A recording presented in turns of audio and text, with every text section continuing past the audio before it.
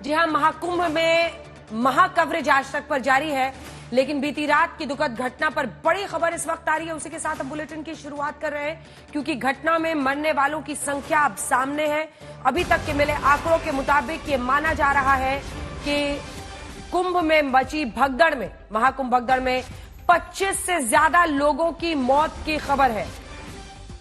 वो लोग जो आस्था की डुबकी लगाने के लिए आए थे, लेकिन बीती रात भगदड़ में वो शिकार हुए और उनकी मृत्यु हो गई। थोड़ी देर में हो सकता है आधिकारिक आंकड़ा उत्तर प्रदेश सरकार की तरफ से जारी। महाकुंभ भगदड़ में 25 से ज्यादा लोगों की मौत की खबर है और दुर्भाग्यपूर्ण है कि इसी खबर के साथ बुलेटिन की शुरुआत करनी पड़ रही है, क्योंकि 25 से ज्यादा लोगों की मौत बहुत बड़ी चिंता और परेशानी का सबब।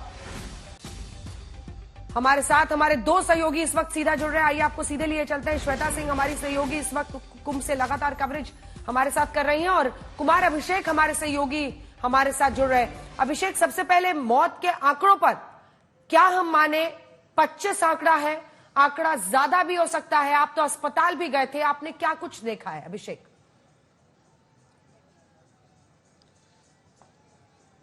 अंजना, देखिए, आधिकारिक आंकड़ा कुछ देर के बाद जारी होने वाला है, जिसमें मेला के जो अधिकारी हैं, यानी कि इस कुंभ मेला क्षेत्र के जो डीएम हैं, एसपी हैं, ये इसे ब्रीफ करने वाले हैं। लेकिन जो जानकारी मिल रही है उसके मुताबिक 2 दर्जन से ज्यादा, जो आंकड़ा आपने बताया है 25 से कहीं ज्यादा मौतों का आंकड़ा सामने आएगा, और हो सकता है कि वो मौतों का आंकड़ा और भी ज्यादा हो। लेकिन इन मौतों में यह माना जा रहा है कि यह आंकड़ा कहीं ज्यादा निकल करके आ सकता है। अब से कुछ देर में जो ब्रीफिंग है वो मेला अधिकारी करने वाले हैं। हमें इस बात का इंतजार थोड़ा करना होगा अंजना कि वो आंकड़ा कितना आता है, क्योंकि सुबह 2 बजे जो यहाँ भगदड़ मची थी, उसके बाद से ही अस्पतालों में हमने कई लोगों से मुलाकात की जिन्होंने अपने परिजनों को खोया है, जिनको बताया गया था कि उनके परिजनों की मौत हुई है। यही नहीं, जो यहाँ का मुख्य अस्पताल है, जो मेडिकल कॉलेज है, उसमें बाकायदा मॉर्चरी में कई डेड बॉडीज गिनी गई। एक एक करके उनके परिजनों को सौंपा गया है, पंचनामे के बाद उनके घरों को भेजा गया है। लेकिन यह माना जा रहा है कि मौतों का आंकड़ा बढ़ सकता है। अंजना, क्या, क्योंकि जो अभी तक की जानकारी है वो बहुत छन के आ रही है, लेकिन श्वेता आप वहां पर मौजूद थी, किन परिस्थितियों में? क्योंकि ये तो एक सच्चाई है कि जिस तरह के आयोजन और प्रबंधन की वहां पर जरूरत है, वो मतलब ऐसा कभी नहीं हुआ है पहले कि इतने करोड़ों लोग आए। और इस बार ये बात कि 144 साल बाद हो रहा है, हर कोई वहां पहुंच रहा है, उसमें भी मौनी अमावस्या में ब्रह्म मुहूर्त में स्नान लोगों की प्राथमिकता थी, जिसकी वजह से ऐसी परिस्थितियां बनी। आप क्या बताएंगी बीती रात को जो घटनाएं हुई? अंजना, उस समय एक तरह से हम कह सकते हैं कि उस भगदड़ का ही हिस्सा हम थे। बस ये बात गनीमत रही कि हम उल्टी दिशा में दूसरी तरफ हमें निकलना था। लेकिन वहां पर जब मैंने देखा कुछ लोगों को कि उन्हें चोटें आई हुई हैं, वो वहां से निकलना चाह रहे थे, तब हमें समझ में आया कि कुछ तो हुआ है वहां। फिर एक के बाद एक एम्बुलेंसेज का वहां आना, हमने संगम नोज की तरफ अपने, क्योंकि भीड़ बहुत ज्यादा थी अंजना, चूंकि भगदड़ मची थी, हमने अपने ड्रोन को वहां पर ऊपर से वो तस्वीरें ली, और उससे समझ में आया कि एक के बाद एक घायलों को ले जाने का क्रम चल रहा है। कई जो लोगों को डाला जा रहा था एम्बुलेंस में, उसे देखकर यह भी समझ में आ रहा था कि शायद वो जीवित ना हो इस समय। लेकिन अभी भी अंजना, यहाँ पर जो अमृत स्नान है वो चल रहा है, और ये हमें बताया गया था कि जब अमृत स्नान की प्रक्रिया पूर्ण हो जाएगी, उसके बाद कोई आधिकारिक तौर पर इस पूरे मामले में बयान दिया जाएगा। अखाड़ों से भी इस बात को लेकर कहा गया था कि आप स्नान के लिए आइए। वो चाहते थे कि यहाँ पर बहुत उत्सव जैसा माहौल न हो, लेकिन अब जब एक एक करके अब उदासीन अखाड़ों का आना यहाँ पर शुरू हो गया है, जिसके बाद 2 और अखाड़े मुझे लगता है कि अब बचे हैं स्नान के लिए। उनके स्नान पूर्ण होने के साथ ही कोई आधिकारिक बयान इस पर, और जो ऑफिशियल फिगर है जिसकी प्रतीक्षा हम कर रहे हैं कि चाहे वो घायलों की संख्या हो या फिर मृतकों की संख्या हो, उसके बारे में स्पष्टीकरण हो। वरना अंजना, आपने भी देखा कि किस तरीके से सुबह से सब कैमरे पर तो बोल रहे हैं कि मेरे परिवार वाले नहीं रहे, लेकिन मौत के आंकड़े को लेकर यहाँ पर सरकार प्रशासन पूरी तरीके से चुप थे। ये भी बात थी कि चूंकि लोग यहाँ पर बहुत थे और किसी भी तरीके से हड़कंप न हो, पैनिक न हो, इस वजह से भी कुछ देर रुकना चाह रहा था प्रशासन। जी, निर्वाणी अखाड़े के साथ शुरू हुआ और निर्मल अखाड़े के साथ खत्म होगा, लेकिन सभी को इंतजार है कि आखिर जो सही आंकड़ा है वो लोगों के बीच पहुंचे।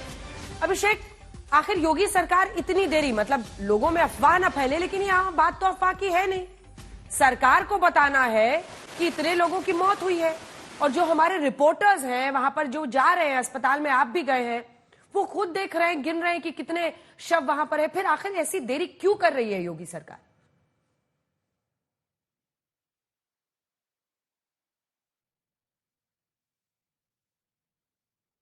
अभिषेक,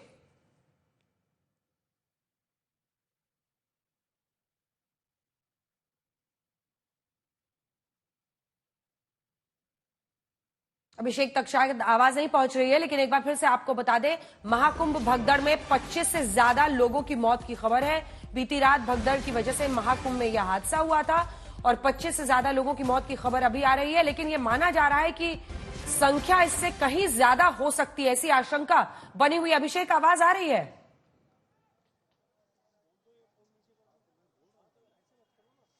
अंजना, देखिए, जो सुबह से लगातार जो हम लोग रिपोर्ट कर रहे हैं, जिस तरीके के हालात हम लोगों ने अस्पताल में देखे हैं, निश्चित तौर पर जो स्थितियां थी वो उस वक्त भयावह थी, इसमें कहीं कोई दो राय नहीं है।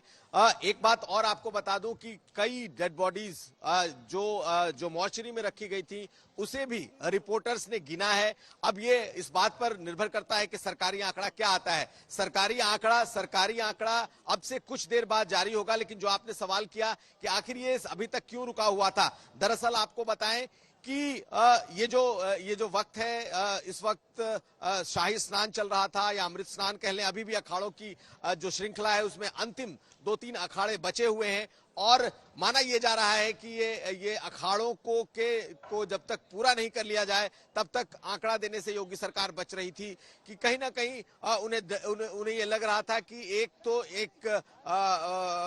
पैनिक की स्थिति हो सकती है, नेगेटिव इंपैक्ट हो सकता है। मुझे लगता है कि इसे जानबूझ करके इस आंकड़ों को फिलहाल काफी देर तक के लिए रोका गया, क्योंकि ना तो घायलों का कोई आंकड़ा अभी तक आया, ना ही मरने वालों का कोई आंकड़ा आया।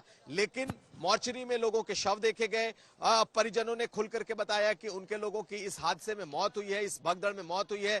अब यह माना जा रहा है कि कुछ मिनटों में अभी सरकारी ब्रीफिंग हो रही है और उस ब्रीफिंग में जो एग्जैक्ट आंकड़ा सरकार की तरफ से आएगा वो अभी सामने आने वाला है। अंजना, ठीक है, आप दोनों बने रहिए हमारे साथ। कई खास मेहमान भी हमारे साथ जुड़ेंगे, जिसमें हमारे साथ गौरव भाटिया, राष्ट्रीय प्रवक्ता बीजेपी के होंगे, और सामने समाजवादी पार्टी की तरफ से भी हमारे साथ प्रवक्ता जुड़ेंगे, और यहां पर भी मलुक नागर जी हमारे साथ आरएलडी के प्रवक्ता हैं, आपको दिख रहे हैं सुनील जी। लेकिन उससे पहले आइए जल्दी से आपको अपनी एक रिपोर्ट दिखा देते हैं। हादसे के बाद से आज तक के कई संवाददाता अलग अलग मोर्चे पर डटे रहे। भगदड़ की कहानी आज तक संवाददाताओं की जुबानी, जल्दी से देख लीजिए।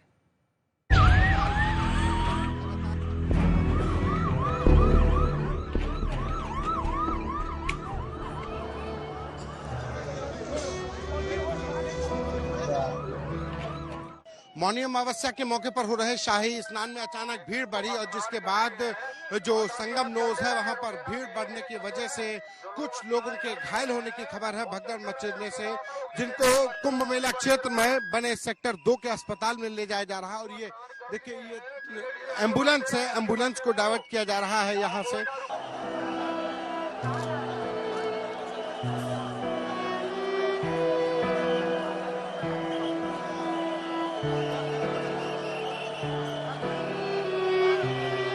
देखिए, वहां से निकलकर वो एम्बुलेंस आ रही है, कुछ देर के लिए उन्हें रुकना भी पड़ता है क्योंकि वहां बहुत ज्यादा भीड़ है।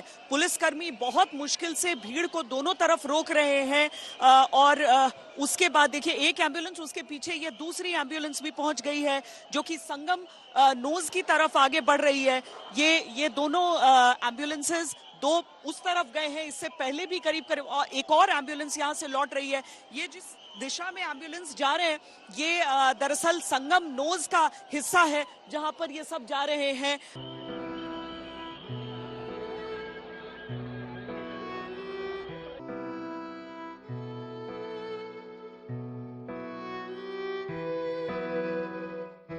मौनी अमावस्या पर प्रयागराज महाकुंभ में आई भीषण भीड़ को देखते हुए प्रशासन के भी हाथ पैर फूले हुए हैं, क्योंकि भगदड़ हुई है और भगदड़ की वजह से कई लोगों की मौत हो गई है।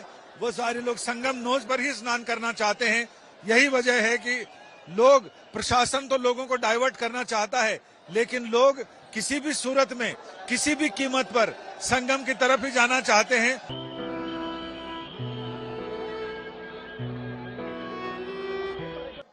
संगमनोज पर भगदड़ हुई, लेकिन हम इस वक्त अस्पताल में हैं, जो केंद्रीय अस्पताल बना है, और लगातार यहाँ एक के बाद एक एम्बुलेंसेस आ रहे हैं। कई एम्बुलेंस से लोग घायल उतारे गए हैं और बाकायदा उन्हें इस अस्पताल में लाया जा रहा है।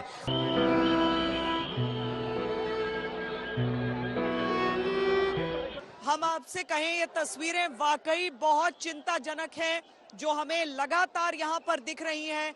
आप देखिए, जो पुलिस पोस्ट, जो हेल्पलाइन हम आपको दिखा रहे थे, जो लोगों की भीड़ में झूम रहा है लगातार, और वहां पर आमने सामने आने वाले लोग और जाने वाले लोग, जो उसमें थोड़ा सा सक्षम शरीर का है वो तो चल रहा है, लेकिन बाकी सब किस तरीके से यहाँ पर आगे बढ़ रहे हैं। देखिए, अपने अपने सरों पर, अपने अपने माथे पर अपना सामान उठाए हुए लोग जाते हुए। बहुत ही कठिन स्थिति इस समय पुलिस के सामने है। लोग जो आगे नहीं आए हैं और सुन रहे हैं हमारी बात, आज वो अपनी जगहों पर ही, अपने ठिकानों पर बने रहें।